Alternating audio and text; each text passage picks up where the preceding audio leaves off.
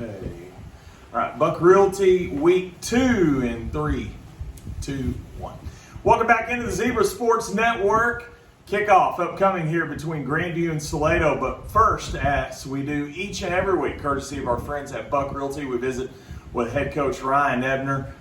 Courtesy of the folks over at Buck Realty, make sure and give Tammy Rydell a call today for all your real estate needs, as they are an official sponsor of the Zebra Sports Network. Coach, Malakoff, right, it seems like every year, no matter what time you play him, early on, late in the season, it's always a battle going into the fourth quarter, and last week was no different. Yeah, no, like you're exactly right. It's never going to be any different than that. They've got players and they got good coaches, and man, it's a recipe for good football, and I feel like we have the same thing, and so I think this is what we get when we play each other. Your defense rose to the occasion in the second half last week. Deuce Hart had a couple of runs, but as you indicate, he's a good athlete. He's going to make his plays. And he made a couple of them, but your defense able to rise to the challenge. And there's a couple things I want to ask you about, because I know while some of the names are different, some of the aspects of your defense, though, seem to remain the same. Your team, particularly in the second half, I thought really did a good job wrapping up, tackling well. They were aggressive and nose for the football. It seems like that this defense, and I know it's a small sample size being just 1 week, but it seems like there's a lot of those same characteristics in this year's bunch. Well, I hope so. I mean, it's what we preach. I feel like it's the character of that side of the ball and what we want and how we want it to be done. And, they've got to see a lot of really good players come before them and do it a certain way, and you can show them film time and time again of what we expect and what we expect out of each position and things like that. I think, when you've got that longevity of being somewhere and you can show them that many different types of players, they just buy in and know that it'll work if they truly believe in what we're asking. A couple of players on defense that I want to ask you about specifically. Nathaniel Vargas is one. I think he's a player that has an interesting story, because a year ago kind of got overshadowed a little bit by the meaty Crownovers, Danny Inches, and some of the guys that you had on the defensive side of the ball, but still had a great season. Found a nose for the ball up there and towards the top in terms of leading tacklers and whatnot. Friday night, same Nathaniel Vargas, just had a nose for the ball. In fact, I think we looked up at one point in the second quarter and we felt like he had like a half a dozen tackles already. Talk about his presence on that defense and what he brings to the table. Well, ever since he got here in 8th grade, he's always been the best tackler in that group. I mean, from the moment he stepped on and played the first game, it was kind of like, man, this dude's got a nose for the ball. I mean, he's always been a really good tackler. And we knew last week we made a couple of adjustments to keep him by the box, and so that we would get that particular thing out of him. And so he was able to take that change and run with it and look pretty good doing it.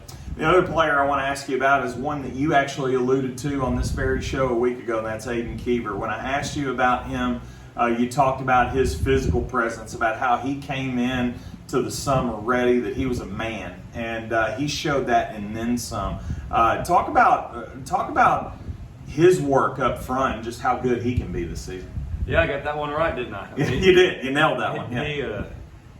Man, the biggest thing is just how hard he has worked, and I feel like I'm so happy for him, because it's nice when you see the hard work for a player pay off, and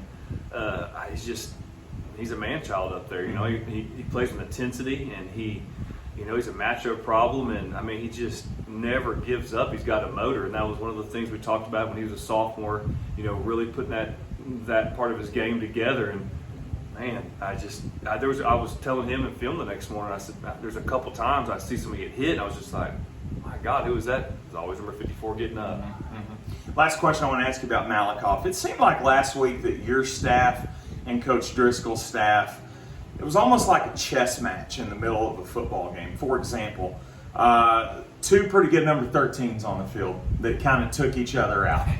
They both made good individual plays at times, but for the most part, kind of cancel each other out with the athleticism and all the intangibles that both those players have to jump off the charts.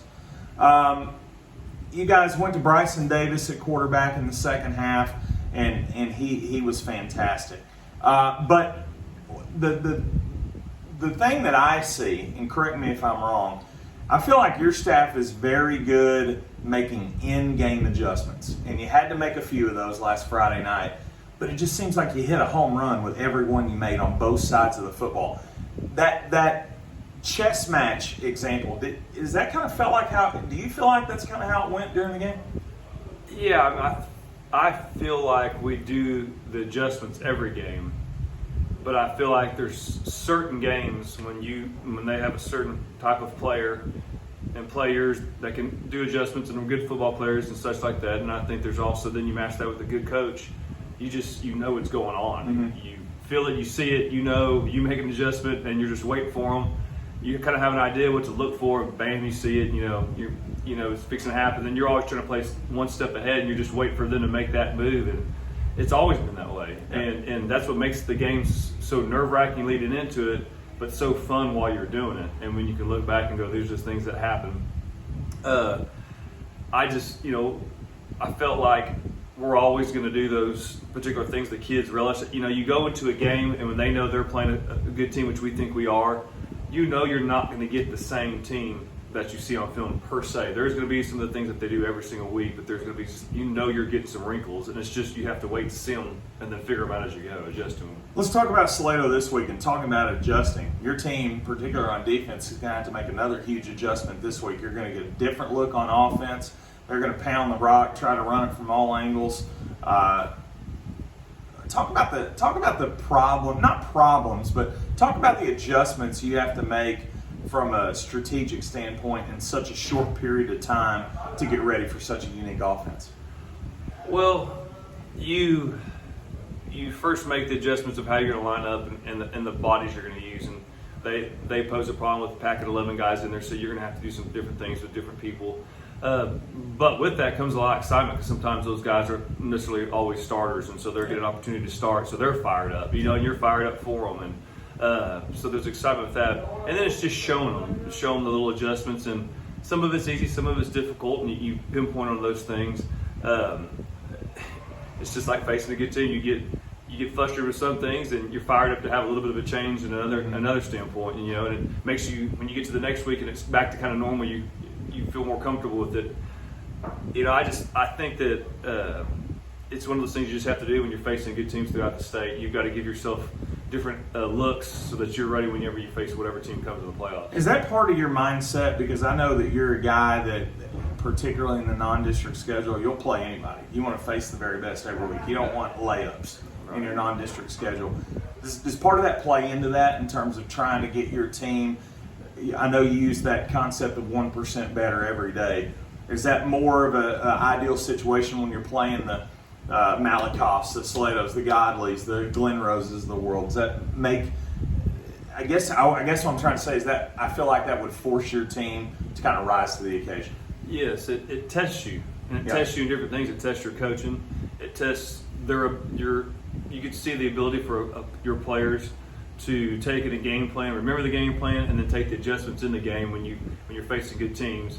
And then it makes you battle tested as far as just the ebb and flow of a game, just the ups and downs. And we don't do that. We try to stay right down the middle. I've done that with baseball, football. You just can't. It's exhausting to ride the roller coaster. And you don't get those unless you play good teams. And that's what you get. You get ready for playoffs and big, hard district games.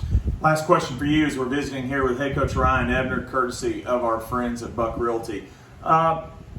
And again, it's one game. I know it's a small sample size, and we have so much more to go this year. But in terms of first impressions, one of my first impressions that I had this past week in watching your team is your physical presence on the line of scrimmage. Is that one of the strong points of this team? Absolutely. We've got a lot of veteran guys there, and they've seen a lot of different looks.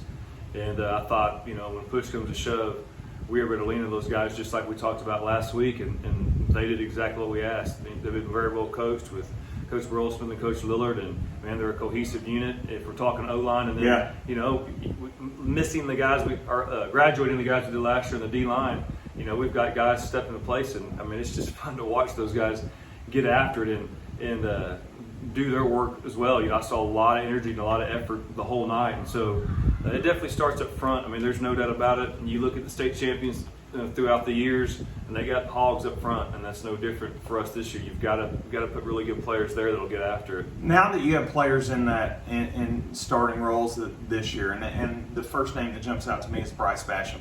Does the time that he was able to play last year and the small contributions that he did have, does that prepare him in a way to come in here early on this year and kind of establish himself, particularly on that offensive line? Yeah, oh, absolutely. I mean, you take those little lessons and you just apply them to what's going on this year.